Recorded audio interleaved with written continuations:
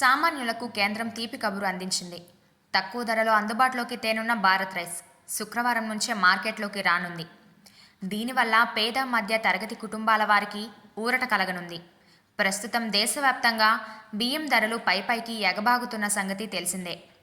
నాణ్యత కలిగిన Sona Masuri, HMT rice KG 70 నుంచి 80 రూపాయల వరకు ధర పలుకుతున్నాయి. దీంతో సామాన్యులు బియ్యం కొనేందుకు జంకుతున్న పరిస్థితి నెలకొంది.